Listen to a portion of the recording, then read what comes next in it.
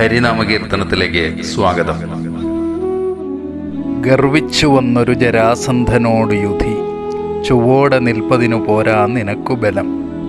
അവാരിധൗ ദഹനബാണം തൊടുത്തതു, തിളപ്പിപ്പതിന്നു മതി നാരായണായ നമ.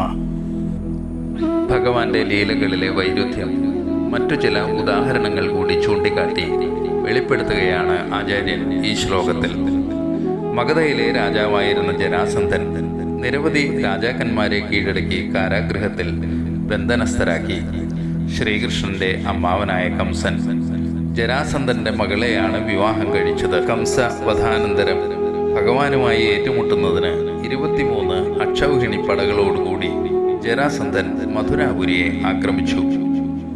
ഭഗവാൻ ആ സൈന്യത്തെ മുഴുവൻ വകവരുത്തി ജരാസന്ധനെ തിരിച്ചയക്കുകയും ചെയ്തു. എന്നാൽ ജരാസന്ധൻ പിൻവാങ്ങിയില്ല. ആക്രമണങ്ങൾ 17 തവണ തുടർന്നു. അപ്പോഴെല്ലാം ആ മഗധാധിപന് പരാജയം ഏറ്റുവാങ്ങേണ്ടി വന്നു.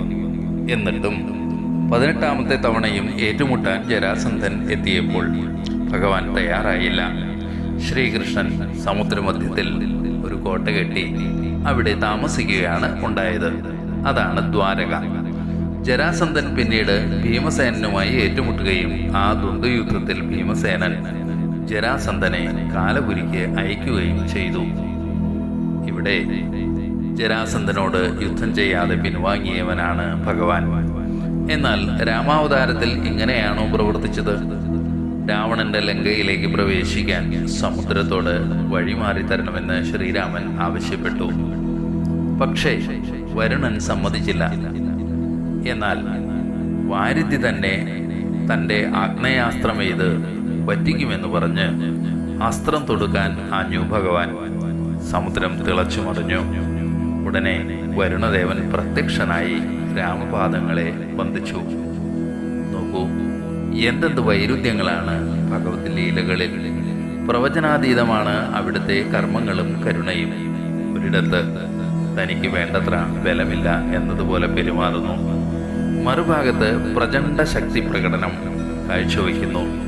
ഭഗവാന്റെ കർമ്മങ്ങളുടെ നേരും രീതിയുമൊന്നും നാം നിശ്ചയിക്കുന്നത് പോലെ ആവണം എന്നില്ല എന്ന് ഓർമ്മപ്പെടുത്തുകയാണ് ആചാര്യൻ. നമുക്കുള്ളത് നമ്മുടെ കൊച്ചു കൊച്ചു ജീവിതാനുഭവങ്ങളും നമ്മുടെ മനസ്സുകൊണ്ടുള്ള സങ്കല്പത്തിൻ്റെ ജീവിതവൃത്തവും മാത്രമാണ്. അതുകൊണ്ട് അപാരതയെ നാം അളക്കാൻ ഇറങ്ങി പുറപ്പെട്ടാൽ അവ്യക്തത മാത്രമാകും ഫലമെന്ന് ആചാര്യൻ ബോധ്യപ്പെടുത്തി തരുന്നു.